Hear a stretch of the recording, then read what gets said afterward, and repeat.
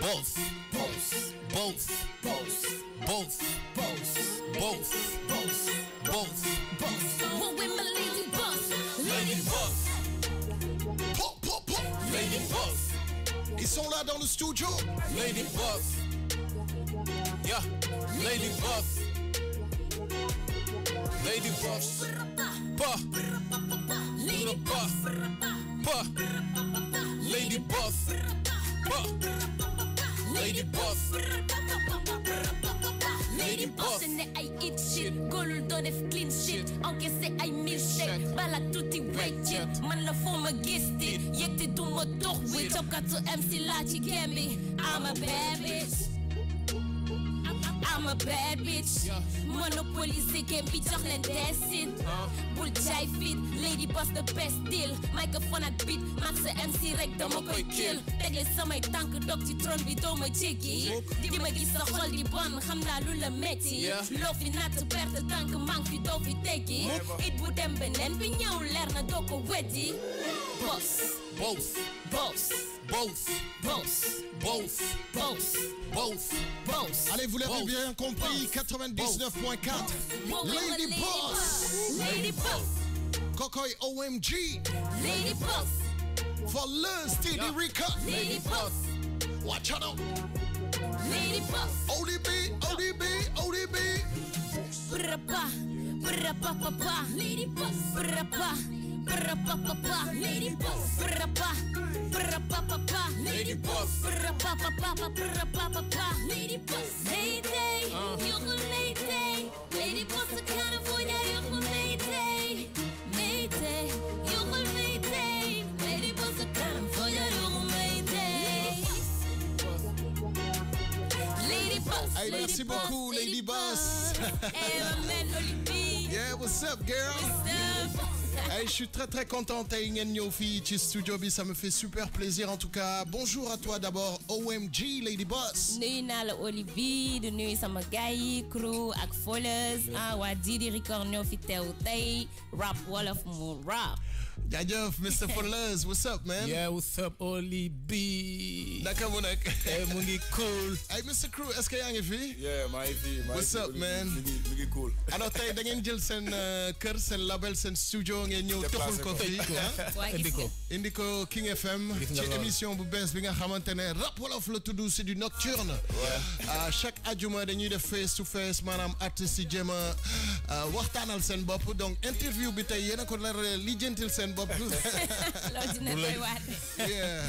Mais quand même, je suis très content et puis un grand merci à Bibot qui est votre producteur, je vais dire ça comme ça. C'est vraiment lui qui est derrière tout. Bibot, un grand merci, c'est un artiste, c'est un programmeur, c'est quelqu'un boo xamante ne mu ngi teg ay jéego yu am solo ci li ñuy woy culture urbaine depuis bientôt 4 à 5 ans et le label Didi Record est devenu vraiment une grande institution. Qu'est-ce que vous pensez de notre radio déjà, King FM? Wow, King FM ambiance bu nice, ambiance bu neex, donc c'est pas la première fois aussi ma ñëw fii, mais c'est toujours un plaisir de dellu si fii parce que voilà, King FM c'est la famille, ça reçoit tout le monde, ça reçoit tous les artistes et voilà, ça fait aussi la promo des artistes et de la musique et ça nous fait plaisir. lu ma ci yokk mooy donc King FM je peux dire que day indiwaat daal day gën a joxaat nit yi envie gën a yokk job pour mën a ñëw parce que c'est un moyen de véhiculer ay message ci artistes yi par rapport ak seen tolluwaay seen projet fu mu tollu seen job nu muy demee mën a partager ak seen public bi leen di déglu. Ok, c'est super. Folleuse, pour préciser, yow t'es peut-être le dernier artiste bi ma xam en tout cas man personnellement nga dugg ci label Didi Record. Qu'est-ce que ça te fait nga nekk ci label bu mel noonu et puis collaboration bi nan la duggee nan nga connecté woo ak ñoom et puis qu'est-ce que tu penses de tes partenaires yi ngay liggéeyal actuellement? waaw déjà damay ñëw ci collaboration bi ça a été quelque chose de vraiment simple parce que au début dama doon liggéey ci label bi damay ñëw prise dem donc après ambiance bi dugg familier ambiance bu familier ñëw ñu commencé waxtaan ak gars yi vu que ñoo bokk âge ñoo bokk ay ambition et tout donc waxtaan bi ñëw si la ñu ma proposé pourquoi pas ma def son premier album. Donc mën naa ne fa laa njëkk a defee album avant may ñëw foofu j'avais simplement une mixtape. Mais à cause de Didi Record j'ai un album. J'ai un très bon album aussi. J'ai aussi mën naa ne passé naa ay échelons yu bëri à cause de Didi Record parce que yokk nañ promo bu baax si man te joobal nañ ma album boo xamante ni je sais pas su doon man kese est-ce que naa ko mën def. donc fi ñu nekk nii jàpp nga sa tailleur bu baax quoi. waaw képp naa ko bu yàgg instant yi moom lu ma mën a wax si ñoom daal mooy ce sont des gars cool yoo xamante ni bu ñuy liggéey dañ ciy def ak xol. mbaa soxna si sonal tarab. non soxna si au contraire soxna si moo ñuy defaral ay affaire xam nga. ay ceeb ak lu ne da ciy dugg yu baax ay ceebu jën ak lu ne. Lady Boss, en tout cas actuellement tu as pris la première place. Au niveau man de sama dëgg laay wax animateur là. te du man kese maa ko wax sama mbokku animateurs yi ñeneen dañ koy wax actuellement au niveau des filles gëm naa ne yow yaa fi teg tànk wala yow d'accord ak loolu OMG. non loolu moom yow yaa ko en tous les cas man xam naa leen maa ngi job maa ngi def le tout vraiment pour jox gars yi loo xamante ne nii qualité la loo xamante ne nii dañ ko apprécier maa ngi liggéey daal. ok waaw ok alors actuellement ton album il en est où? On sait que ça fait quelque temps t'as sorti au fur et à mesure plusieurs singles gis naa ne tam image bi elle est de plus en plus propre, c'est-à-dire au niveau marketing, communication, tu es beaucoup plus précise sur sa action. Comment ça se fait tout ça? Comment ça se fait que les choses progressent comme ça, sûrement, doucement, lentement? C'est toi, c'est Bibot, ça se passe comment? Ouais, comme Ninko Hamerek, c'est un travail vraiment de groupe, c'est un travail de famille également. Donc, nous voulons yegg fenn, te bo bëggé yegg fenn, da ngay def investissement, da ngay investir. Donc, ci tant que yoy lañ nek, day metti parfois, mais on s'investit, on se donne, muy ci côté habillement, di ci côté communication, di ci côté musique parce que artiste package là. Artiste c'est pas seulement wavy voilà c'est pas seulement musique bi mais c'est tout un ensemble. Absolument. Donc c'est le fait de communiquer, le fait de parler, le fait de faire un bon son, le fait de bien s'habiller. Donc nga am tamit ce style boo xamantene day un peu démarqué wu de ñeneen ñi. Donc ci loolu lañ nekk c'est un travail boo xam ne on le fait ñun ñëpp ensemble ni ñu gisee nii. Tout le temps ñooy toog studio ba di waxtaan. di xool naka la ñuy def pour faire évoluer les choses, pour faire évoluer nos carrières. waaw mais bu mujj bi ñu dem mairie. ñu dem mairie. son bu garaaw la de. Oli waaw est-ce que dem nga mairie yow sax man moom laa bëgg a def fan yii rek. il faut nga def ko de. est-ce que du ma teg boobu sax bu may dem mairie ah. ayca. waaw bon xaaral ma xool lii kon.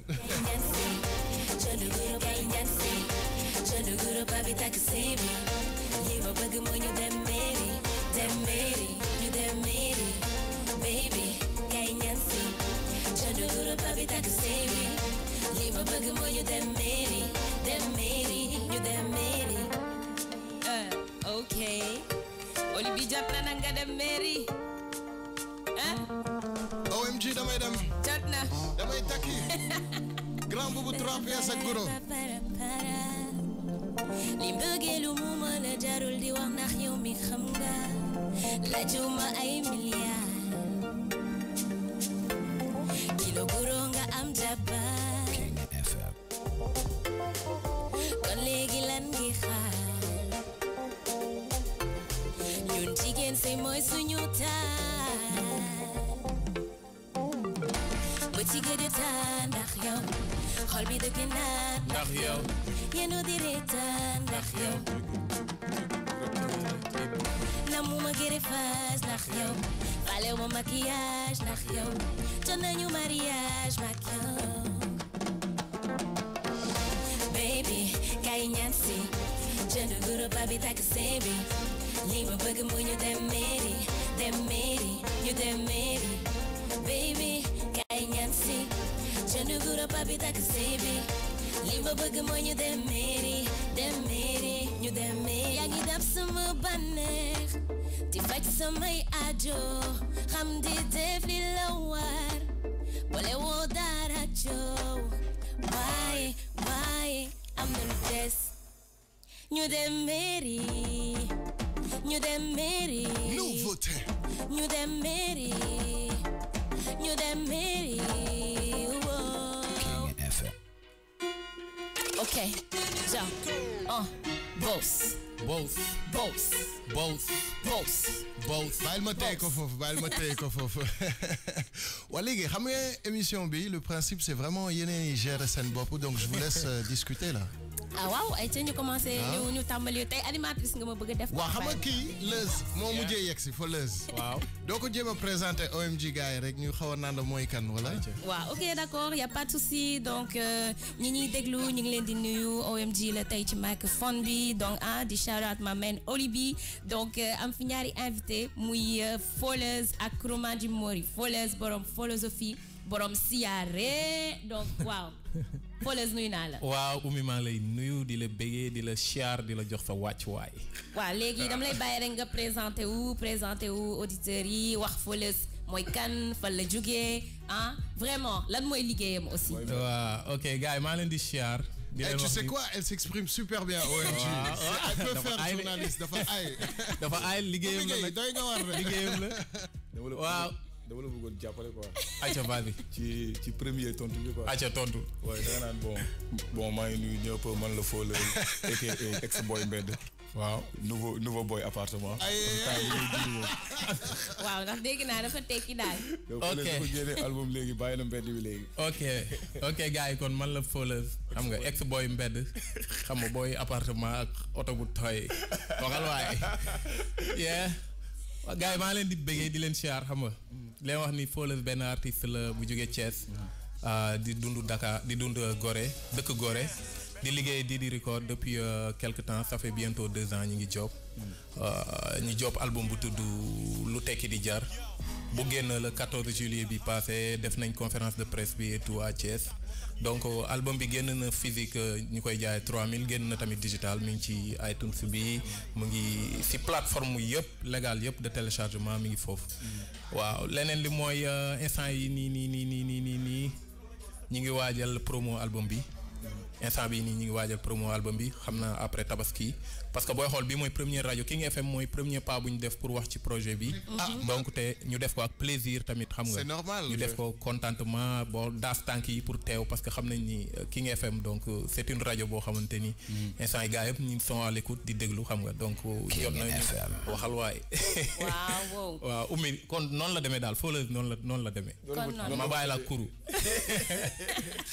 waaw léegi ñu jàll ci Kromandi Mori moom ku ko xam ne il est rappeur mais également moom il est auteur donc day bind ay textes Kro di la bàyyi nga présenté wu rek nga présenté wu ñi ñuy déglu. waaw man la Kromandi Mori maa ngi dëkk Médina et que ça fait plus de 5 ans maa ngi ci hip hop bi maa ngi ci laay doog ber sama daara quoi man ça fait plus de 5 ans maa ngi jox sama bopp waaw. man sa album. daf ma jaaxal lu tax gars yi bloqué ko xaw ma ndax xumaana ko tey. Je sais pas ce qui s'est passé mais album bi je sais qu'il est prêt depuis un bout de temps. non mais c'est que xumaan qu'est-ce qui s'est passé lu tax mu traîner album bi noonu. mais faute bi du ci xumaan kese Bibot am na ci wàll. non mais sois sérieux sincèrement. waaye ñëpp am nañ ci wàll parce que. waaw Bibot dafa war a Bibot déjà nii album bi y a de nouveaux sons yu ma def ak waa Didi Record ak Bibot presque moo job génn wàllu album bi yëpp te franchement son yu ma jobal nice na xam naa ne nice na quoi comprendre nga. xumaan aussi. job naa ak moom job naa xumaan job naa ak Passa. comprendre nga instant bi nii ñi ngi mixé. di masteriser. je pense que dinaa ko génnee avant août bi di jeex. loolu la ma wax inchallah dinaa ko teg sa loxo. gis naa ko seen petit gàlle mu ne ma album bi pare na c'est une tuerie ma ne ko mais lu tax mu traîner ba léegi waxuma lu tax mu traîner wax ma dëgg bi on veut savoir mon frère. li xumaan soxla woon yëpp pour sama album amu ko woon parce que dafa doon laaj promo. dafa doon laaj ma am manager dafa doon laaj ma promo bi li mu doon laaj yëpp nekkul woon studio donc il a fallu que ñu xaar ba loolu yëpp sotti daje pour ñu mën ko génnee quoi parce que génnee album pour génnee album nii rek ça se fait plus donc booy génnee album dafay package ngay jaay dafay am leneen luy nekk ci ginnaaw mooy album bi ak leneen donc leneen ak leneen yi ñoo fi newul woon. te alhamdulilah job nañu ba mu ñëw. ok et que dina génne peut-être ci mois bi incha allah bu soobee yàlla OMG. waaw son bi ma dégg noonu ku mel ni man. dama sam ku mel ni man. dama sam ku mel ni man. baby dama fresh dama clean dama high. ndeysaan mais tu sais que boobu tube la. boobu tube la de ah. man li ma jaaxal lu tax génneewu leen ko. waaw non mais génne nañ ko maye nañ son bi lañ maye. mais ñu bari ñu ngi ñuy topp pour ñu vidéo ko franchement. Je te jure que c'est un hit. Il peut aller très loin. ñu bari ñu ngi wax ñu vidéo ko donc ñu ngi nekk di ci waxtaan pour xool vraiment si dañ koy vidéo ou pas waaw. OMG, le rap, c'est à plein temps pour toi, c'est une passion, c'est de temps en temps, ça se passe comment? Ça aduna. Le rap, c'est d'abord une passion. Parce que c'est une musique bo xamantene dama ko découvrir à l'adolescence ma adopté ko bëggal ko sama bop parce que avant quand j'étais vraiment gamine R&B la doon gëna déglu soul Maria Carey Winston etc. Maintenant après nak bima dans les années 2002 hein, je devais avoir 10 ans et 12 ans donc me découvrir vraiment rap commencer bëgg ko bëggal ko sama bop commencer di reprendre ay textes di jàng texte ñoom Awadi Carlou D parce que temps yooyu ñoom laa doon déglu donc mu nekk loo xamante ne c'est d'abord une passion léegi maintenant nag le rap on peut dire que c'est à plein temps je le fais parce que su ma génnee single rap dinaa génne single way mais tout le temps je suis dans le rap et je reste dans le rap. C'est très bien en tout cas. Et puis cette possibilité, Bingham, de pouvoir être autant à l'aise quand tu chantes et quand tu rappes, comment tu arrives à combiner ces deux choses en même temps? Ouais, la plupart du temps la musique bi moo may diriger par rapport ak lan laa bëgg a def parce que mën naa déglu benn musique mu inspiré ma rap mën naa déglu benn musique mu inspiré ma way donc la plupart du temps musique yi may déglu ñoom ñoo may yóbbu fenn wala parfois rek ma toog nii benn affaire ñëw donc mu yóbbu ma rap wala mu yóbbu ma way donc c'est des choses qui viennent naturellement quoi du lu ñuy calculer waaw. waaw mais Krou lu tax ngay obali ah. yow nga ñëw ba rajo di obali. daa gëj a nelaw tabaski bi la quoi. kon album bi ratt na la de. Non mais tabaski bi. Oli, on est au studio jusqu'à 5h du matin. On se réveille à 9h. Eh ouais mon Avec le frère. début, Ça pardonne pas hein. Chaque jour ñu ngi mooy loolu. mais yow yaa bëgg a rap tam. Ah ouais. man de yéen a moom seen plateau. Waa, man gis dama nga. ciy jàpp rek bàyyi naa leen. Oli bi man moom defe naa posé naa ay question nag wala. Ouais mais bàyyil man ma ñëw. waaw ayca. Bon Foleuse laay commencer. Acha. Bon yow on a vu que dama mës a dem Thiès. Excusez-moi. Dama mës a On dem t'excuse. Ouais. On sait que Dama mës a t'es dem- fatigué. ci sortie album bi dama dem Thiès ñu wax ma benn affaire bu ma neex on m'a dit que Foleuse mooy le premier rappeur bi ëpp vu vidéo moo ëpp vu ci rappeuru Thiès yi et que yow naka ngay tey yan retour nga am ci album bi est-ce que li nga ci doon xaar ak li nga ci yaakaaroon est-ce que franchement am nga ko quoi. waaw loolu damay sawar pour tontu pour joxe réponse aux questions bi parce que album ba mu génnee déjà une semaine la def une semaine ma commencé am ay feedback je pense que ay feedback yu nice quoi je pense que sama liggéey ba ma dalee def rap ba léegi depuis 2007 yàgg naa job ay projet yàgg naa nekk ci ay affaires yàgg naa jouer ay concours yàgg naa mës naa génne mixtape tu vois def naa ay affaires yu bëri mais feedback yi ma am ci en une semaine ci projet bi je l'ai jamais eu musuma ko am donc aussi c'est la première fois may defar projet di ko déglu c'est la première fois si album lu tekki di jar laa commencé defar projet toog di jël sama temps di dégluwaat di enjoy son yi parce que d'habitude damay def son déglu ko ne non son bi mënoon naa def lu ëpp lii wala du ma am envie déglu son bi dama ciy pare keneen mooy ñëw di ko déglu di ma wax ci son bi mais c'est la première fois ma def projet ba mu jeex di ko déglu bopp ba genn du ma xam ban mooy sama son nit yi di ma woo fu nekk di ma coach Instagram di ma woo fu nekk di ma encourager di ma wax ni projet bi nice na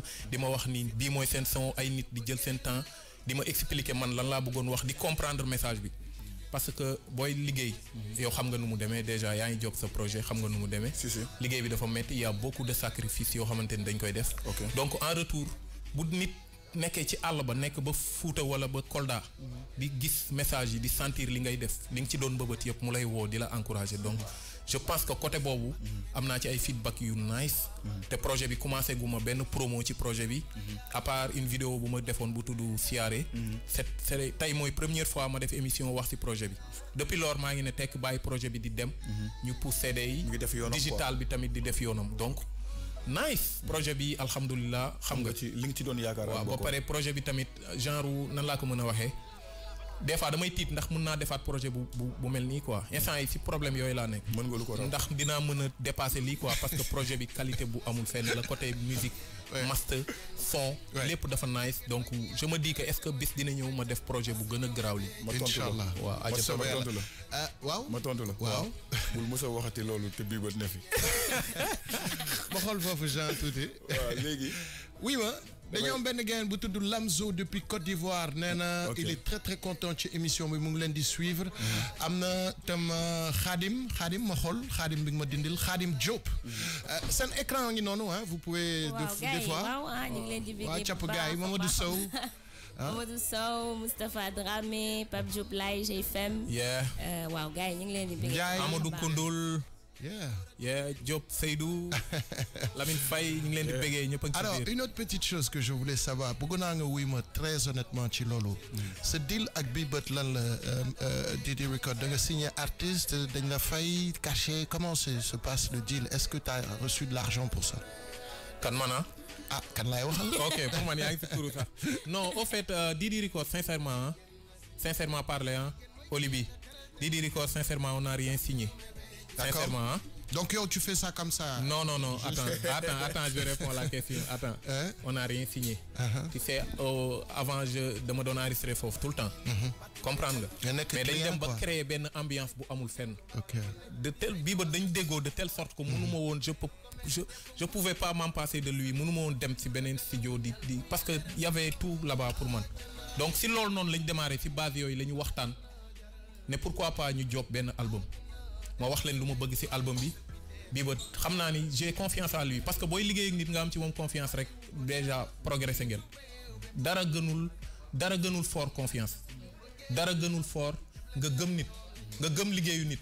par exemple may ànd ak kuru ma gëm ni kuru dafa aay ma gëm ni kuru lu mu bind day dem donc loolu rek c'est quelque chose de fort te bii ba gis naa ni dafa gëm li may dafa gëm sama musique te dafa comprendre sama musique du question ay gën a aay wala choisir wala dara. parce que toog naa ba tàyyi ay artistes di défiler sama kanam Didi Record di ñëw pour ñu signer leen ay boy yoo am talent ay ñoo xamante ni man xam naa ni je sais que gënuma leen aay mais peut-être bii ba am na lu mu gis ci man donc ci loolu lañ nekk di liggéey ci loolu moo tax ma adhéré ak Didi Record ñu waxtaan ñu commencé job suñu projet te projet bi ça fait 18 mois bientôt 2 ans lañ nekk di liggéey ak Harmonie musuñu am werante mën naa ni musul am werante bu yàgg musul am xëccoo amul on se comprend non duñ def lii dañuy def lii non booy lii ak ok ñu bàyyi feeling donc loolu la quoi feeling ba pare c'est quelque chose de naturel de vrai tamit ay mag lañ ay magum jëmm lañ waaw donc dañuy liggéey ci loolu quoi ci loolu noonu la demee amul y a rien de signé du c'est pas une histoire d'argent parce que projet bi mënuma fay bii bët ci man projet bi ku ko déglu xam na li may wax quoi. ok c'est pas une histoire d'argent projet bi ku ko déglu xam ne man je peux mënuma ko fay bu ma ko doon fay ay 100% sax mënuma ko fay. ok parce que projet bi dafa am émotion ci moom. ci beatmaker bi. déjà foofu lay commencer parce que beatmaker moo lay yóbbu yow artiste. parce que son yi da nga koy déglu mën a dem bind. te li ngay bind da nga koy déglu bu baax moom mu valider ko loo prise da koy valider lu mu valider wul du jàll donc. noonu la demee sama diggante ak ñoom y a rien c'est pas un truc de thune wala de signer ay papier wala ay non c'est pas ça depuis lors ñu ngi job ci loolu voilà noonu la demee quoi. yeah. yeah. yeah. yeah. aka King Coach. yeah. Bandi. yeah.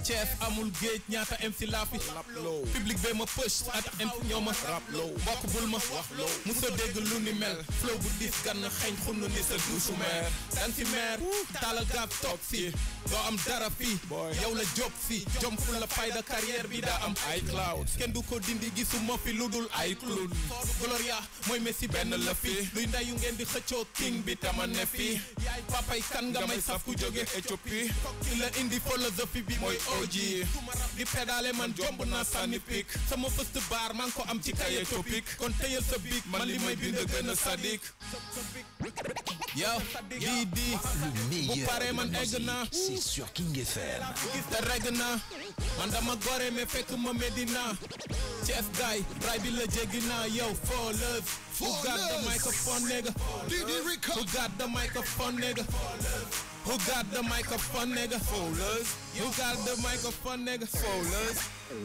yo yeah yo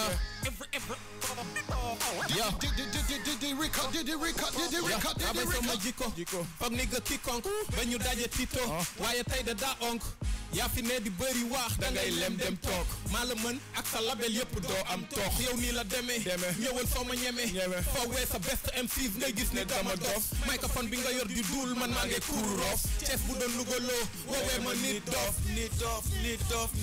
kii la taasal seen ale ya kafe leen ni vale ya am snake style mbokk comme Tony Dabega man la mën ne fu ne du ma la nga gone maa ngi fan su aja maak ñoo ma wutee comme avion tata yow suñ la ngembee sax soo fi ñëwee kaka romb naa la maa ngi léew toog sa tonton te bul ma fonto alkaati du dóor baayam MC bu pare man egg naa ay raam si cere laa fi gis te regg naa man dama gore mais fekk ma Medina Chef guy ray bi la jéggi naa yow fallers who got the microphone nigga who got the microphone nigga who got the microphone nigga yo fallers yo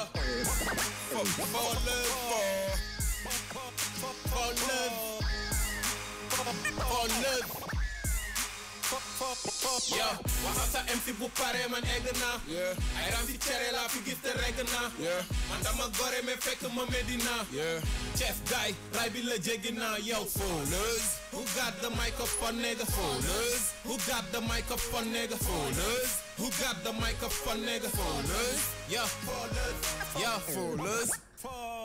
fallers king of my city Le meilleur de la musique, c'est sur King FM.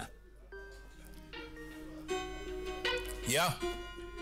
Boss.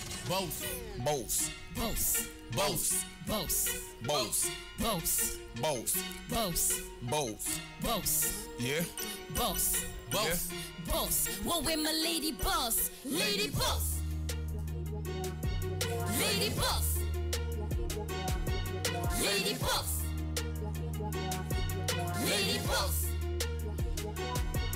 Ja, brapa, lady boss, brapa, lady boss, brapa, lady boss, lady boss. Du mag ñi, mbër bu ngeen fi ngeen ba ma yóbbu ko tapi. My prezi, changer loi wu game bi wowe ma maki. Sulen benn ñoom ñëpp duñu cuune. Wowe ma lady boss kay money foode. Li ci mandu ñoom no bu ñu takkale. Work hard rek lay def. May des si bopp comme daj. Sax sa xol may fight. Sama son day feebar normal sama brain day naaj. Capitaine dirige game bi jële fi ñëpp te yokkati en bi. Man la queen bi saf ci tin bi. Génn ci ñëpp ni baat ci ten bi. Boss. Le meilleur de la musique, c'est sur King FM. Boss, what with my lady boss? Lady boss. Ja, brapa, Lady boss. brapa, Lady boss. brapa, Lady boss. Enchaîné ay hit shit, golul doo def clean shit. Encaissé ay milkshake, balak tuuti wecc. Man la foo ma gis di, yegte du ma dox wi. Jabkatu MC la ci game bi. I'm a bad bitch. Monopoliser game bi jox leen desit. Bul jaay fit, lady boss the best deal. Microphone ak beat, max sa MC rek dama koy kill. Tegle samay tànk toog ci trône bi doo ma jéggi. Dama gis sa xol di bon, xam naa lu la metti. Loo fi natt perte tànk manque fi doo fi teggi. It bu dem beneen bi ñëw leer na doo ko weddi.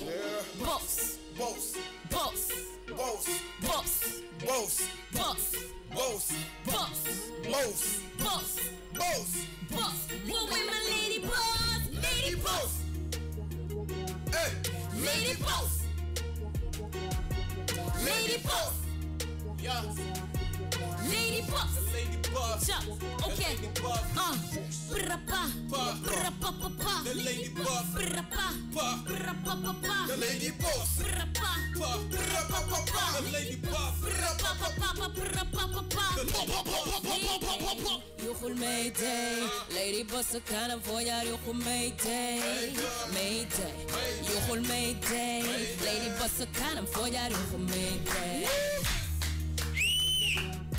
The lady boss. Lady boss ak ik hard studio bi. Lady boss. Lady boss. Lady boss. Lady boss. The lady boss. Lady boss. Yeah. Yo, lady boss. Lady boss. Come on. Everybody say. The lady boss. Ooh. La lady boss. Yeah. Huh. Hello lady boss. Oh, yeah. Lady boss. Ay. Extraordinaire lady boss. Dega ko demat, yaram mi dafa Wow. Aïcha. Bra, xaaral ma pulaatal la ko. Pull up, me tell ya. Hey, c'est en live streaming digital. Mun ngeen dugg www.kingfm.sn. Ngeen seetaan live bi. Xanaa xam nga? Dama doy bay des. Xanaa day nga? Namu ma dara. Yow man lady boss. Xanaa neex. Déggoo ma de. Xanaa xam nga? Xanaa day nga? Yow xanaa neex. Odu wax day jëf. Duma yow dangay màtt di ëpp. Xaaral moo ku ma boo damay ñëw par force bokk ni ñëpp. Jële fi sa boss bëgg bañ cons nangu by force break your neck ñëpp amelos. Ma ne ci sa poche chemise pour sa cons na wàcc sa sauce bu ma ñëw de star my lady boss. Déggoo ma de. Sama mën rap mu kenn du ci dute. Comprends ma de. May café bi lay fay nii dute. Duma xaar ku ma boo sama ñàkk lay naan sama yoon ci robinet. Rapuma pour Owex. Soxla bu ma ku ma nominé. Pas de jour férié sama calendrier. Amul 1er mai. Ñi di tàkk di fay may tàkk di boy. Dala ma ci wol pompier. Dañu mën rap nga tële. Numéro 10 comme pële. Tu veux un profond m'appeler. Ñi nga yàgg fa ma leen fi jële. Veni vici. Yor caabi tey bunti yëpp laay ci ji. Dama weesu iji. Dama lett non sama mind dafa free dama dundee rap mu doon ci ne mu ko dama daaf damay daan rap xaji mu ci gros mi ne dama raar nii 20 février li nga xel yi baaxuloo mi lady boss dëdd ci sa robinet sama rap dafa jonge xanaa xam nga. Déggoo ko dee. Dama doy bay des. Xanaa dee nga. Yow déggoo ko dee. Namu ma dara. Yow déggoo ko dee. Man lady boss. Xanaa neex. Déggoo ko dee. Xanaa xam nga. Déggoo ko dee. Le meilleur de la musique. C'est sur King FM. Yow xanaa neex. Ciao kenn du ma tee fu ma neex génn Tim Jordan wala coquette mini ba jupe tagal robe su ma neexee sol ndoket femme d'affaires classe chemise lady boss def ay lunettes gembi sama pochette ne ma Mourinho que j'ai les manettes umi lady boss xale xaalis xale su la météo wal police fen ma sa koo gis sama zig day faja sans souci soxlawul notice garab yi périmé de bokk am cicatrice la dum la may dara ñëw nada capitaine numéro 10 la intransférable comme Messi bëri njëriñ woyof ni riz la soo ma amul wëri ma woy ma nga doon samay sundur ma doon sa biri ma bëgguloo sori ma gisuma lu ma mën a tere yegg ba tax yow mani la danga bëgg dem topp sama ginnaaw foo yëkkatiw ma sama benn single gën a di sa album te benn poids yëkkatiw ma ratata mais en l'air de femme sur ta face non doy bla bla bla never dañu dab dañuy rap yow ngay sap sappali rap bi ni na tu mag yow yemal ci sa na ummi li muy tabax dafa romb kawe laja ku la neex doom mësa dëgg yow na sama dafa jange dana xam nga déggoo ko dee dama doy bay dee nga déggoo ma dee namu ma dara yow déggoo ma dee man lady boss xanaa neex déggoo ma dee xanaa xam nga déggoo ma dee xanaa dee nga déggoo ma dee yow déggoo ma dee yow xanaa neex déggoo ma dee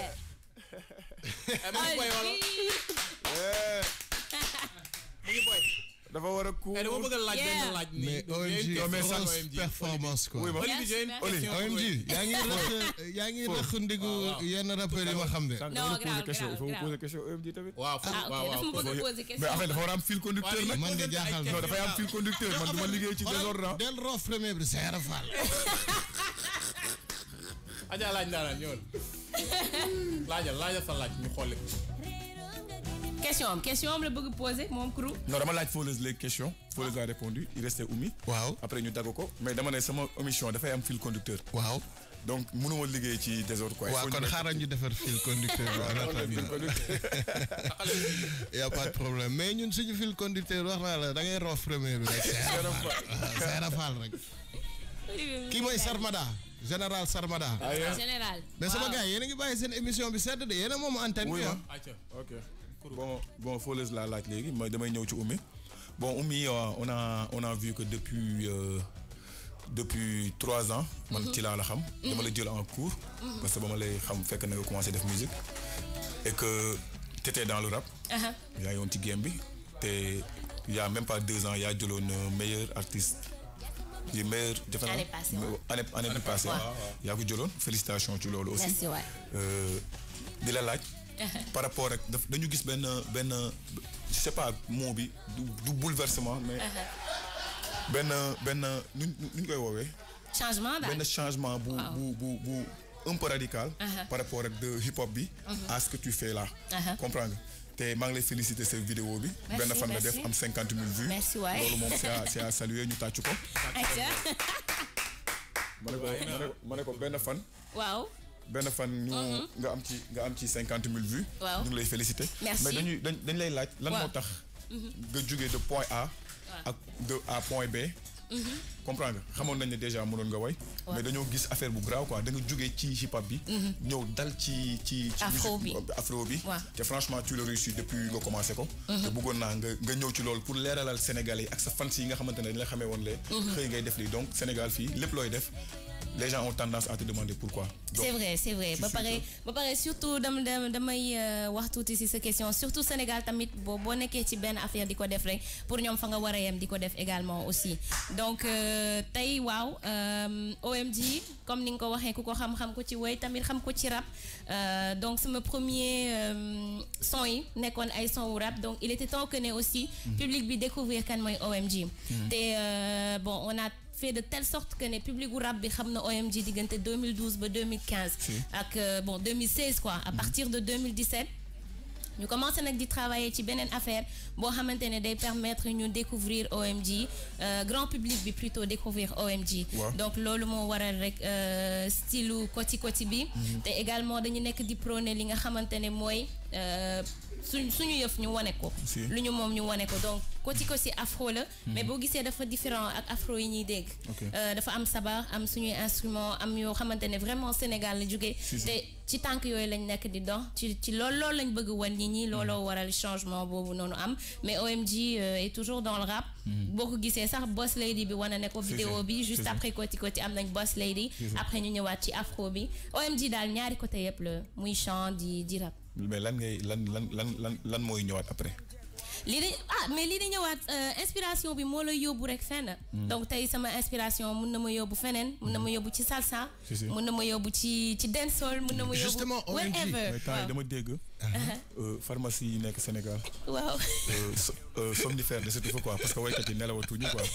son bi génnee ba léegi gars yi. non waykat yaa ngi nelaw waykat yaa ngi nelaw. ok waaw ñu ngi nelaw bu baax. waaw yow de gëmmentu nga. moom moo gëmmentu instant bi. mais OMG. ton rêve c'est de travailler avec quel artiste ci àdduna wala au Sénégal. Man, je me dis que je suis une personne très ouverte. Donc, je voudrais travailler avec des artistes sénégalais, pas un artiste en particulier. T'as aucun que tu cibles, que tu t'es dit, putain, si j'avais ce gars, ce serait mortel, quoi. Pour le moment, déedéet. Pour le moment, non, franchement. Okay. Mais bon, en tous les cas, Viviane, sama yaay Viviane. Namu naa def dara ak moom daal. Waaw. Mais comme li may wax rek, moi je suis une artiste très ouverte. Fille Sénégal, je suis ouverte à vraiment tous les artistes, mais également au plan international également. Au plan international, à qui tu penses? Chris Brown. c'est vrai bu ñu la newoon da ngay def featuring ak moom nga tëb ci kaw. Ouais, Chris Brown, ouais, ou le Beyoncé. Beyoncé. Wow, elle c'est ma favorite, ouais. Alors, une autre chose qui me taraude un peu, c'est que on sait que Bebot, c'est ton producteur. C'est lui qui fait toutes tes musiques, qui est un peu derrière. Est-ce que tu t'es déjà essayé nga jéem a tenter liggéey keneen mu biital la nga bàyyi Bebot tuuti xool ak keneen? Bien sûr. Comme kan, par exemple? Comme il y a eu Siré bu Africulture urbaine. Def nañ benn son bu tudd Batwa boo xamante ne tamit style kii la rap bu am marimba ci biir. Son vraiment bu nice. Am na tamit yeneen beatmaker yoo xamante ne j'ai des instrus ñu ngi ciy liggéey ñoom ñoo ko def ñu ngi ciy liggéey et ça va bientôt sortir inchallah. D'accord. Waaw mais Bebot daal mooy priorité nag tamit. Waaw. Bebot, bonjour, en tout cas, on te passe le bonjour. C'est émission Bio Amétaï, c'est grâce à lui. Je rappelle que c'est quelqu'un d'incontournable actuellement. Culture urbaine, il a un label qui est basé depuis la Médina, Boutoudou Didi Record, qui font des choses extraordinaires. Crow. Oui. Alors? Date sortie, kañ la? xam naa di ngeen ci jot avant weer bi di dee. Avant weer bi di dee. ñaata titre la? 7 titres. 7. Ok. Nu mu tudd? Vous l'aurez à temps voulu. Olivier weer bi dañ koy dóor bal mu dee ñu génne projet. gars yi balu fetal lañ koy dóor mu dee ñu génne projet. waaw man de bàyyi naa leen yéen a moom antenne bi. mais man damaa woon benn question pour Oumy quoi benn questionnation bu may. Tamit ñu ngi may Oli ñu ngi may bëgg sonal tamit. non même pas Oumy. non noonu la rek yow yaay leen di boss waaw. bon man Oumy.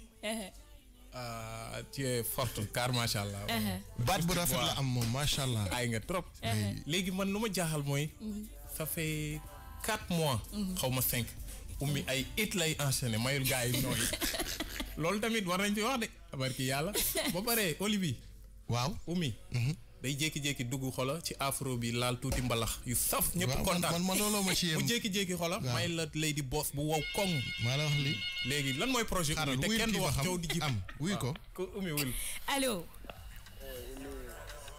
salaamaaleykum. maaleykum salaam. nuyu naa la sëñ bi ci loo ne yaa ngi si jàmm. tur bi naka la.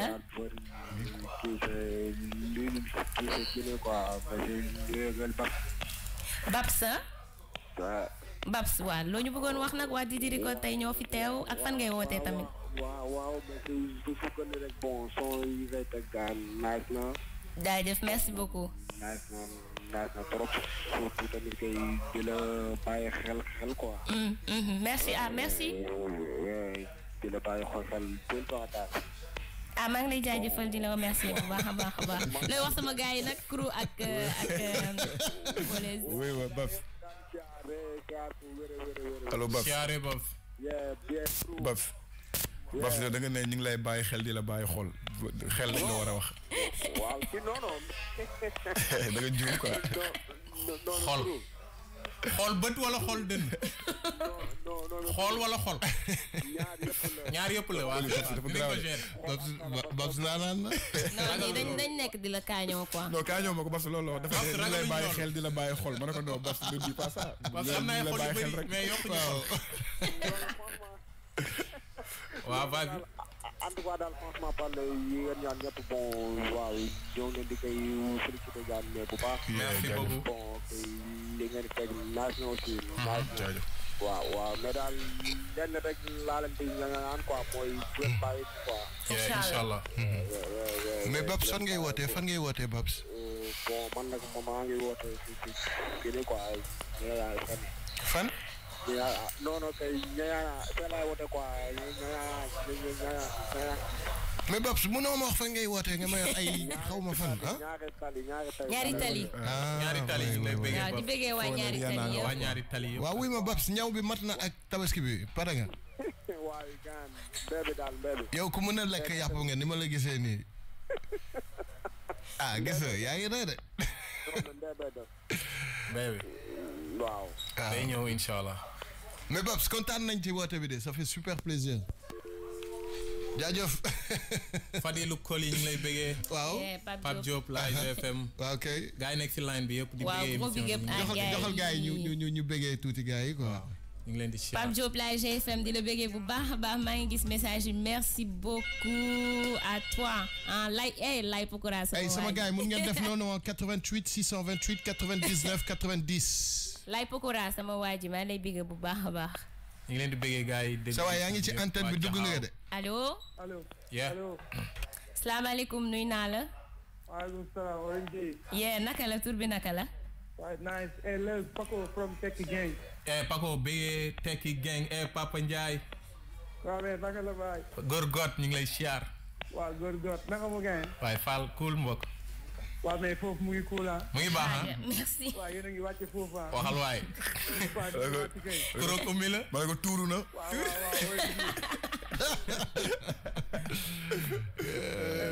mu ngi cool mu ngi cool. waaye ñu ngi lay bëggee. merci beaucoup. waaw ñu ngi kontaan bu baax ñu ngi nekk ci biñ bi xam nga ñu ngi bëggee quoi mu ngi cool quoi. waaw fii la rawee mbokk ñu ngi lay bëggee yow tamit. waaw léegi yaa ngi yëngal. waaye foofu la mbokk. Kuru bëgg nañ la. waaye ñu ngi lay delloo bëggee bi. waaw mais Leuz. waaw. Leuz mu ngi wax ci yow yu nice. waaye. waaw yow ONG yow tamit Leuz mu ngi wax ci yow coow yu baax yi koy def. booy bi coow rek lay def booy bi. non sama lekk bëriwul rek. c'est que Fawless dafa ma ne woon su ma amee album damay wàññi lekk bi c'est que underground bi moo taxoon may lekk lu bëri quoi mais dafa am album mais lekk bi wàññeeku. ah mais Leuz taxaw la dëkk yow. fu mu dem naan umi pizza yi këjëg non. yow de bàyyi bukki nga tax suñ paree nga ñëw.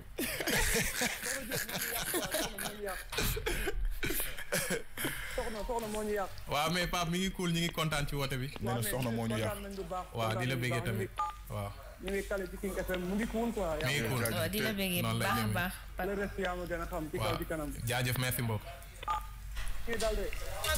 jaajëf waay suma waa ji kontaan nañ. kontaan nañ rafet na. jaajëf te. sama gars yi mu ngi noonu de yéen a ci des 88 628 à 99 90. ngeen mën a dugg question bi day dem ba léegi de Oli bi. bañ a dem émission bi yéen a ko moom jëmale 23h. mooy que Oumy Oli bi day jékki-jékki dugg fii génn fii enchaîné ay it te coow di jib nu mu demee nan la mën a maîtriser loolu noonu te kenn du wax. ñii daal sëqat Oumy wax ñu fi loolu.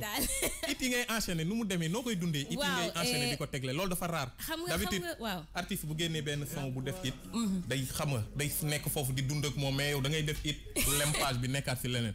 te wax ñu ci loolu xam nga comme li ngay wax rek artiste ñi artiste bi la ñuy gis. kanam gi la ñuy gis parce que artiste bi moom la ñuy mettre au devant de la scène. mais li may wax rek tey it li ko composé dafa bari. donc ñun dañu nekk label boo xamante ne dañuy liggéey ensemble. Bibët moo yor wàllum musique Kuru yor wàllum bind man ma yor wàllum mélodie. yaa ngi comprendre donc nit ku nekk ak li muy apporter. tey jii bu fekkee ne dama toog kat. ma am samay mélodie ma ne Bibët sama mélodie yaa ngi nii. Bibët defar musique bi ñu jox Kuru bind donc ku nekk am na lu mu apporter loo xamante ne nii day différent donc loolu day andi benn symbiose andi benn bàyyi ñu jël ko ci. 88 628 99 90. salaamaaleykum. maaleykum salaam. sëñ bi na nga def. allo. xam nga lay composé ba léegi de. allo. waxal du yaa ngi ci digg ñaanga tamit. yaa ngi si biir de yaa ngi si biir. moom kay génnaat na ba mu jeex. bu composé dina waaw Leuz xam nga loolu laa doon expliqué mooy que ne tey it li ko composé dafa bari donc te artiste ginnaaw dafa am solo. donc mën naa ne ginnaaw OMG moo dëgër rek parce que yow yaa ngi fii Kuru mi ngi fii Bibët mi ngi fii donc ñeneen ak ñeneen ci biir label bi ñu ngi fii. loolu moo waral it yi rek ku nekk day andi idéem affaire yi nice génn nice. ñu ngi kon de ñun ñu ngi lay bëggee. ñu ngi rafetlu di conseil gars yi tamit ñu wuti ginnaaw wut entourage. waaw loolu dafa important waaw c'est très important. est-ce qu'une tournée OMG c'est prévu pour nga dugg tuuti ci dëkk bi xaaral ñu xool kii 88 628 99 90. salaamaaleykum. maaleykum salaam. sëñ bi na nga def. waaye sant yàlla. yaa ngi si jàmm bu baax a baax. maa ngi jaamu ziar naa la. delloo ziar yaa ngi enjoy rap wolof wala. Ous bu Fawless la. ah boobu Fawless waaw. Ousmane. man la Ousmane waaw. Ousmane yaa ngi fi digg ñaangatang bi. waaw mais ziar naa la. fii la ëppee ñu ngi lay delloo ziar. ñu ngi la koy delloo. damaa waroon a job nii mais gis nga dafa doon xaar affaire yi commencé rek yaa ngi gën a xam. dëgg la yaa ngi ci job bi ba léegi yëpp job la. waaw maa ngi ci job bi gis nga yaa maa ngi publier photo yi nii. oui gis nga. xam nga rek boobu léegi ma lay teewlu xam nga yow moom mooy loolu. waaw dëgg la kay. waaw man xam nga comme ñun yaay suñu rapport préféré moom. waaw. waaw ñu ngi sa ginnaaw ci kaw ci kanam Baye. waaw ñu ngi lay bëggee. waaw gis nga xam nga yow moom fépp foo teew rek Baye ñun dañuy teew quoi. incha allah allo Ousmane. mooy loolu waaw. waaye Ousmane yow da nga ragal jigéen wala la OMG daf la wuyu xam ne la allo rek nga xaw a patiner rek man fóole saa soxla de. non Ousmane bu ko faale wala voix bi moo la tiital. Ousmane yaa ngi bul xof waay. xam nga tabaski bi mi ngi ñëw ak sanday del fente loo mën bu dee baatu jigéen rek coupé day xar ak xartu mag lépp ci biir. da ngay bañ Oumy ñaan la xar. non bii du laaj dara bii du laaj dara bii nii du la laaj dara. mais ñu ngi lay bëggee Ousmane tey dama àndoon ak samay ñi may liggéeyandool waa Didi Record maanaam Oumy OMG ak Kourou. waaw boo amee looy wax ci ñoom tamit mën nga ko ci sànni xam nga. non xam nga ñun moom xam nga duñ def dara xam nga yow moom li ma la yàgg wax rek. xam nga yow yàgg nañ déggante par téléphone WhatsApp bi nii yaa ma gën a xal. mais yow dèjà nee naa la yow moom foo jaar rek balaa jaar quoi. incha allah. ndax xam nga tamit depuis ma lay jot xam nga ça fait léegi mu def presque 1 an et demi. waaw. xam nga newoon naa fi Mauritanie teewul dañ daan déggante xam nga. waaw. mooy loolu noonu mais aussi sa gars yi tamit xam nga OMG man fan yii yëpp dama koy suivre quoi. waaw. xam nga ci YouTube bi et tout xam nga muy def ay vidéo yu naaj ay son yëpp day jaar nii sama téléphone. waaw. xam nga moo tax dañ koy rafetlu. waaw saa waay moom xam naa ne ñeex bi jeex na. est-ce que crédit bi jeexul waaw. mi ngi fi jobee Ousmane ñu ngi lay bëggee. bëggee xam nga waa bu Didi baax a Record baax ñu ngi lay bëggee bu baax. xam nga di la wax ni dinañ gën a yokk liggéey wi waaw dolli gën a dolli yokk cere dolli ñeex. dolli ñeex. nga ni yeah. ma ne ko son Biibat a ngi nii. yeah di ko may ndaanaan Sénégal yëpp. ku mel ni ay Biibat. Paul, le meilleur de la musique, c'est sur King FM. ndaanaan la ci biiri ndaanaan. Alaaji ndaanaan. ndaanaan la ci biiri ndaanaan. Alaaji ndaanaan. ndaanaan la ci biiri ndaanaan. Alaaji ndaanaan. ndaanaan la ci biiri ndaanaan. On live and bëri na direct sur dugg King dugg FM. bëgg na dagg. yor xaalis ak kilo mburu indaaleel nen mu may ne yàq sa. Alaaji ndaanaan.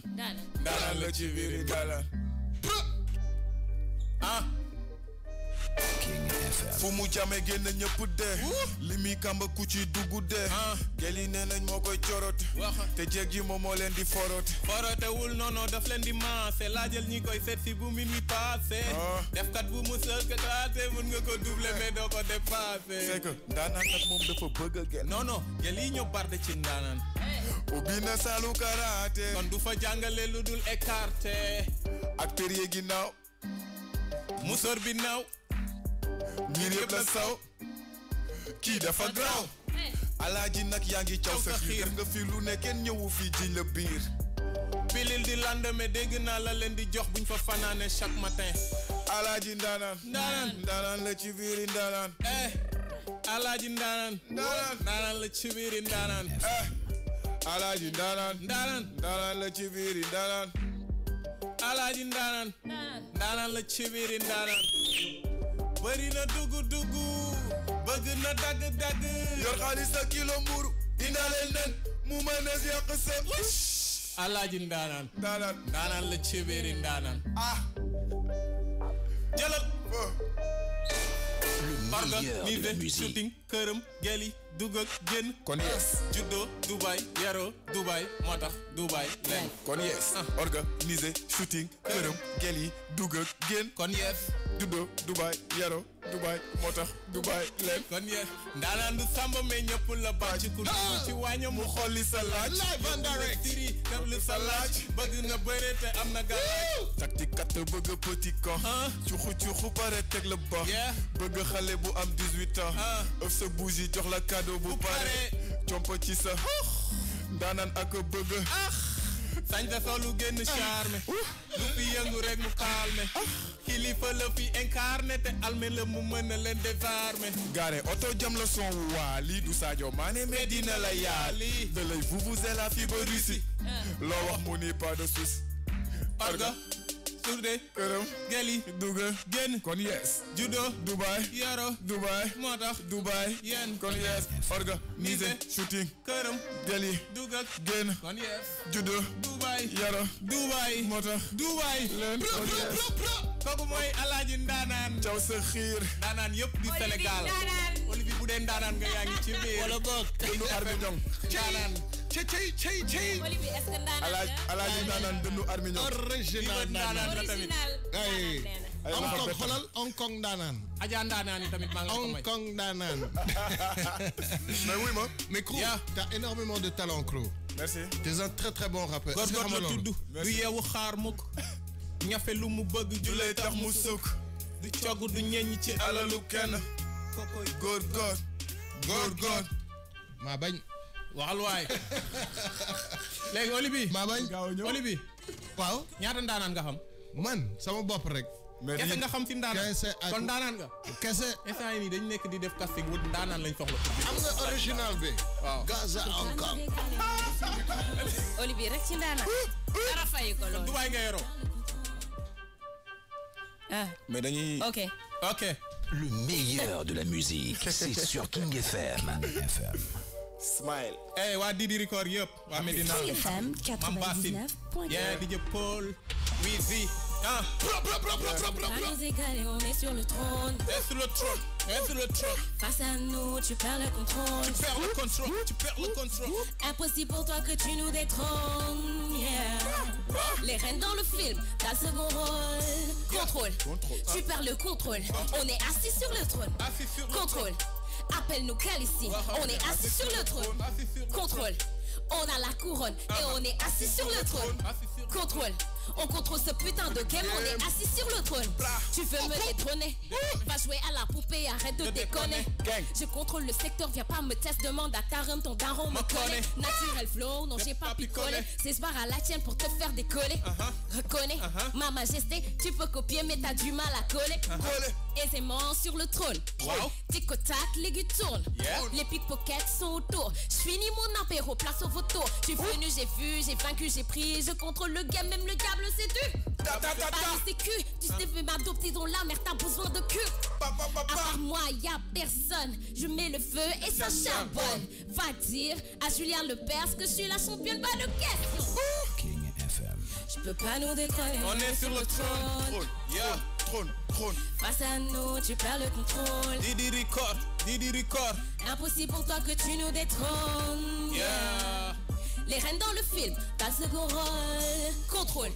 Tu perds le contrôle. On est assis sur le trône. Contrôle. Appelle-nous Khaleesi. On est assis sur le trône. Contrôle. On a la couronne et on est assis sur le trône. Contrôle.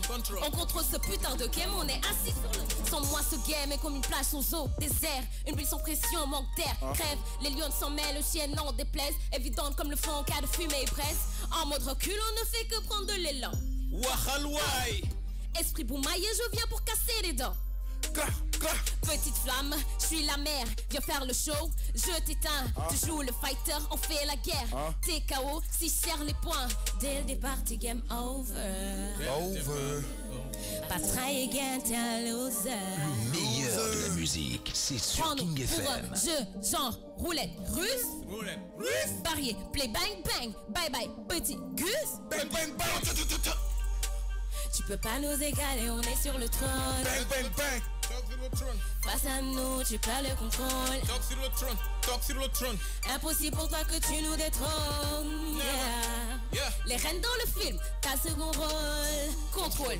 Tu perds le contrôle. On est assis sur le trône. Contrôle.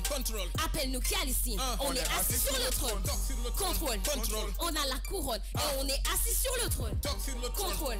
On contrôle ce putain de game, on est assis sur le trône.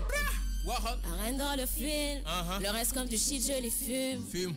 Je contrôle ce putain de game, infini sont mes victimes. La reine dans le film, le reste comme du shit, je les fume. Je contrôle ce putain de game, infini sont mes victimes. FM 99.4. Tu peux pas nous égaler, on est sur le trône. Talk sur le trône. Face à nous, tu perds le contrôle. Talk sur le trône. Impossible pour toi que tu nous détrônes. Yeah. Never. Les reines dans le film, t'as second rôle. Contrôle. Tu perds le contrôle. On est assis sur le trône. Talk sur le trône. Contrôle. Appelle-nous Khaleesi. On est assis sur le trône. Talk sur le trône. Contrôle. On a la couronne et on est assis sur le trône. Talk sur le trône. Contrôle. On contrôle ce putain de game, on est assis sur le trône. Talk sur le trône. Assis sur le trône. Talk sur le trône. Assis sur le trône. Talk sur le trône. Assis sur le trône. Talk sur le trône. OMG. Yeah. Didi record gayam. Yeah. On est deux jours sur le road. Alors Oli B. Ay tu déchires OMG. Waaw, gars yi posé nañ seen question léegi man may posé sama boss quoi. Alors li yow yaa fi Oli B waaw la wax. lu wóor la wax yow yaa fi mën. Contrôle, tu parles le contrôle. On est assis sur le trône. Appelle-nous Calice. On est assis sur le trône. On contrôle ce putain de game, on est assis sur le trône. Sur le trône. Bouti baaxa baaxa bien assis.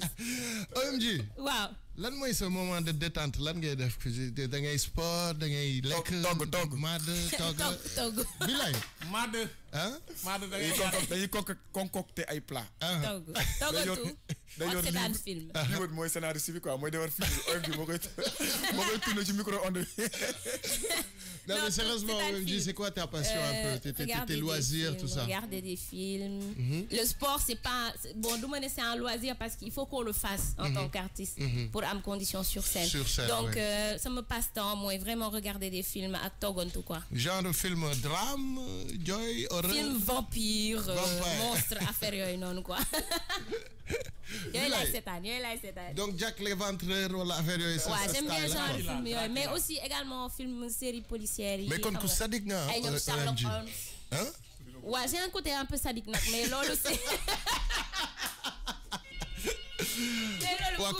wil ma kii kon salaamaaleykum allo salaamaaleykum sëñ bi waaw naka mu yaa ngi si jàmm waaw yokkal baat bi tuuti bokk waaw dégguñu bu baax de boo mënoon yokk tuuti rek baat bi roofal ñu premier bi seera faal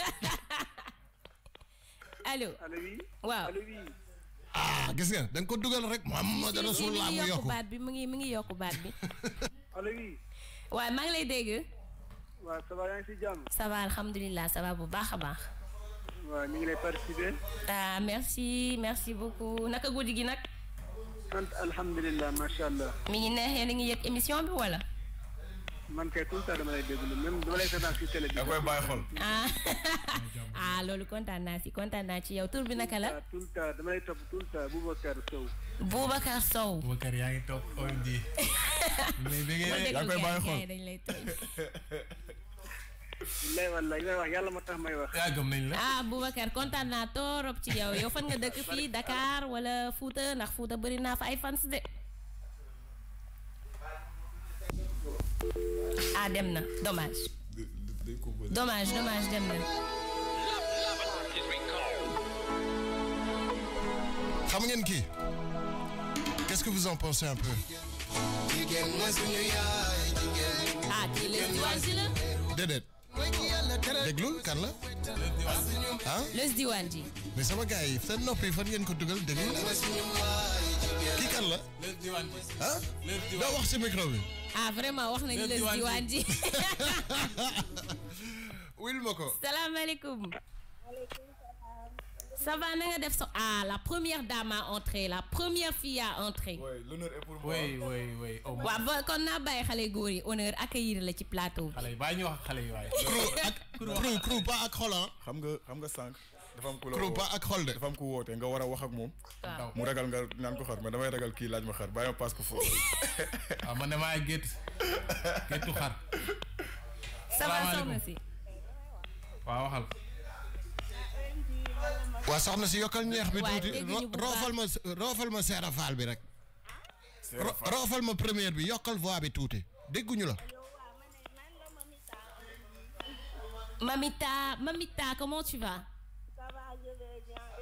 ça va je vais très bien naka guddi gi mi ngi neex kontaan naa ci woote bi merci ça fait plaisir kontaan naa torop ci yow Mamita fan nga may woowee yaay Mariste waaw Mariste nag bëri naa fa ay fans moom tamit waaw Mariste tamit dama fa bëri ay fans non kon bind naa la ci livre bi léegi Mamita fans number 1 Mariste yow dugal naa la ci biir xol bi en tout cas ça fait plaisir woote bi waaw léegi loo bëggoon wax nag sama gars yi xanaa crew ak foleuse bila nga sañ koo wax gars yi nga wax Olibi. mairie tamit. man de bu paree nee na dugal ñu dem mairie bi tamit. man de pare naa boo buggee da nga xees da nga ñuul noo mel. non il faut ñu bàyyi ba ci suba mairie bi waru mairie bi boo ko boolee ak tabaski bi. day métti. day métti de. loolu Cheikh Ibra rek ko sañ. waaw.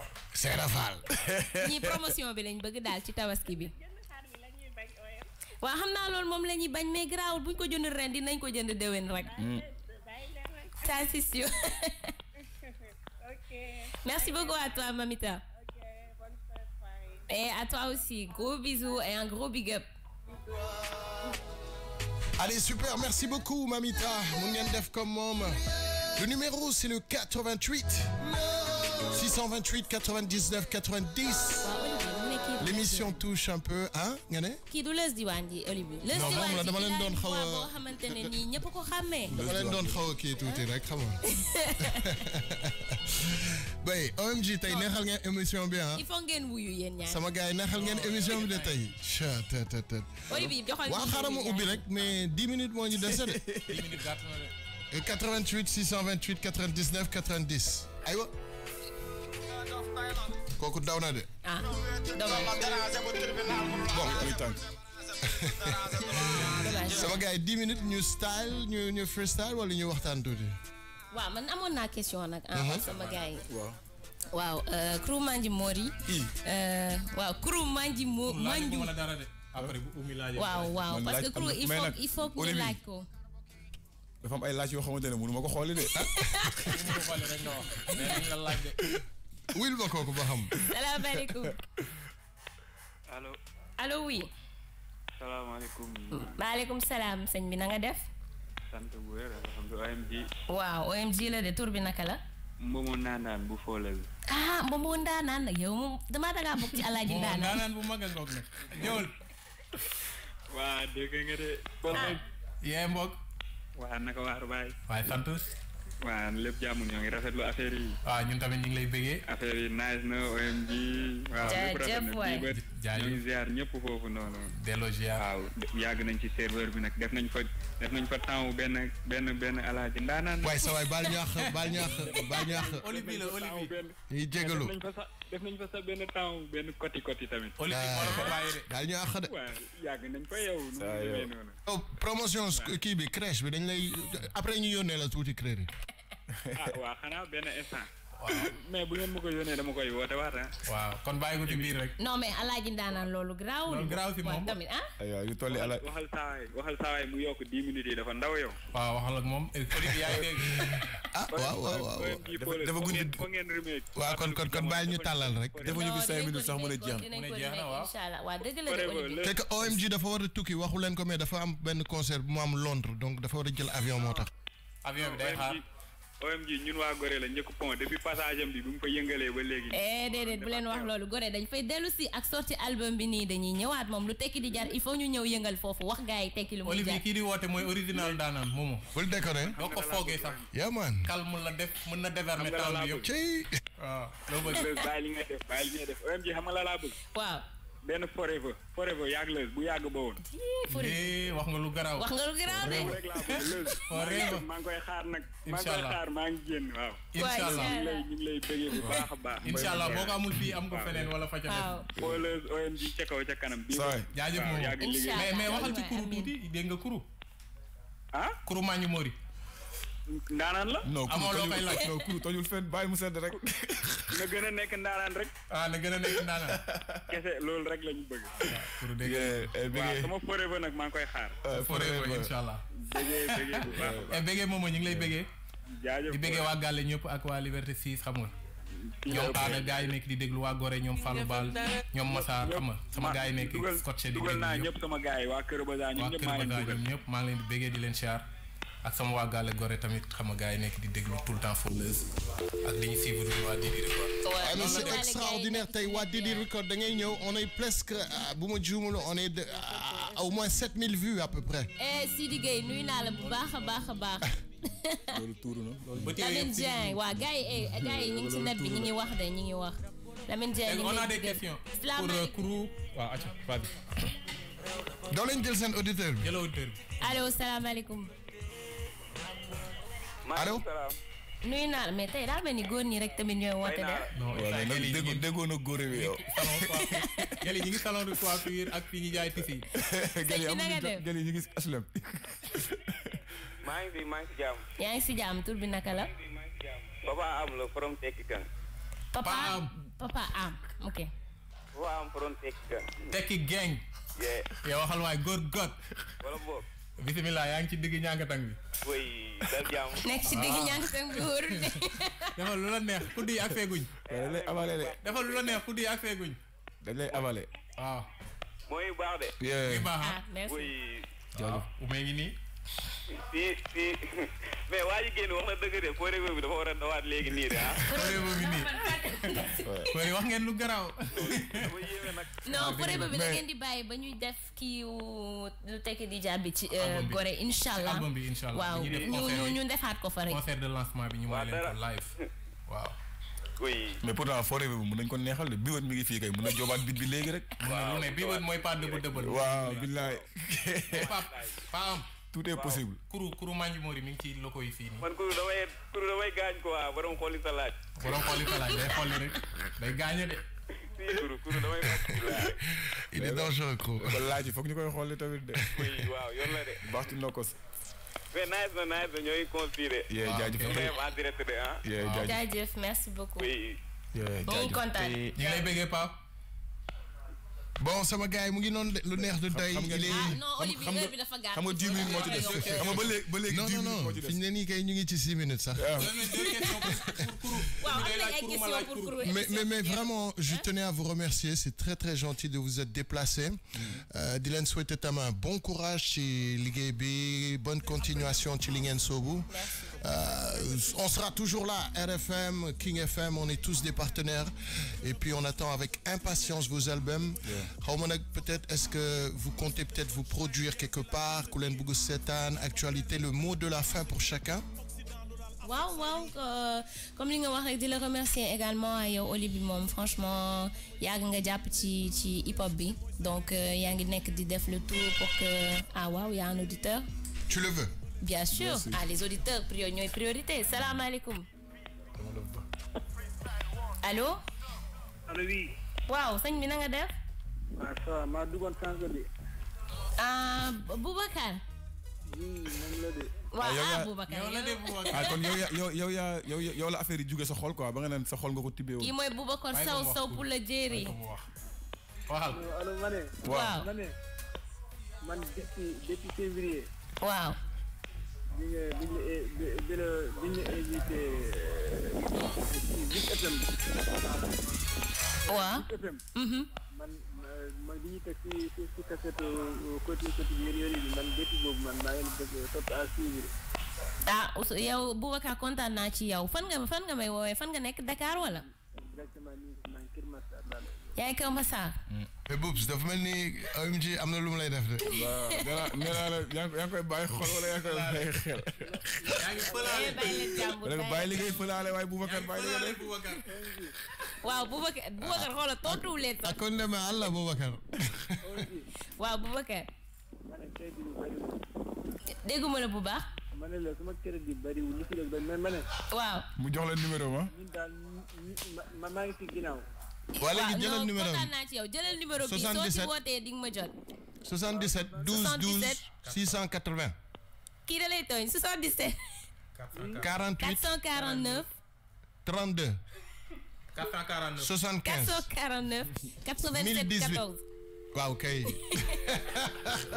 non Olivier bàyyil Boubacar non dama koy jox numéro boo xam ne dina ma si mën a jot. gars yi dañu lay xoolal pervers yëpp lay woo. non ñëpp dinañ leen gérer amul problème mais OMG ku ko bëgg jot wooteel ci 77 449 87 14. waaw Boubacar daa mel ni mooy wuti noonu ndax maa ngi dégg téléphone bi. en plus c'est lui hein. déggoo ma de. incroyable. non déggoo maa ngi émission. mais Boubacar il est motivé. pervers bu fi ñëw di nga perdre say verre. waaw sama gars yi 3 minutes 1 minute par personne. waaw Oli di la remercier rek comme li may wax rek yow moom franchement yaa ngi fi nekkal hip hop bi di remercier gars yi nga xam ne ñoom laay liggéeyal Didi Record bi bët amuñu fayam parce que dafa nekk koo xamante ne day dund musique bi donc c'est vraiment sa passion te da koy wane ci liggéeyam day jox musique bi corps et âme donc di ko remercier bu baax a baax di remercier crew ak Feuleuse parce que tout le temps également ñi ngi ci ginnaaw di joxe ay conseils di wax que ne affaire yi nii la ñu defar ko bu mu baax donc merci déjà à toute l'équipe. Merci à toi et merci à ñëpp ñi nga xamantene ñi ngi ñu doon déglu di nuyu également waa OMG Lovers ñi nga xamantene tamit ñi ngi déglu sama waa Gale Yama et les petites filles donc franchement di leen nuyu Bassine Chanel sama assistante moom chaque fois dafay sonn ci man lu ma bëgg moom lay woo mu ñëw donc di ko nuyu bu baax a baax mais également tamit di remercier partenaires yi nga xamante ne ñoo jàpp ci vidéo bi ñu mujjee génn muy waa salon Adja bu vieux bu nekk Médina vraiment gars yi ñu habillé Wizi Création Seynabou bu Glam Couture di leen remercier ñoom ñëpp di wax que ne OMG mi ngi fi seen artiste la mi ngi fi pour bégal leen et que dina am affaire yu bees yuy ñëw inshallah projet yaa ngi fi dinañ def également ay spectacle bientôt aussi donc nañ ko xaar et nañ enjoy en attendant ñu dem mairie bi. Bon les gars malheureusement yéen moom du ma leen bàyyi ngeen tàggoo parce que antenne la. waaw au revoir. waaw ok mun nga wax au revoir mais j'ai une minute il faut que ma delloo gis nga Seydina Omar koo koy def voyance bi fii. Il doit commencer à 23h pile je suis obligé de rendre l'antenne mais c'était un vrai plaisir en tout cas. Et puis c'est une affaire à suivre dañ koy transversal côté Real One. waaw soobee yàlla dinañ yeggale waxtaan. Crew, merci. Feuleuse, merci. OMG, merci. Didi Record, merci. Je vous rappelle, c'est tous les vendredis comme ça. Rap Wolof Nocturne en compagnie d'Olibi 99.4. Tout de suite, Seydina Oumar avec son émission Voyance. Merci beaucoup. À la semaine prochaine.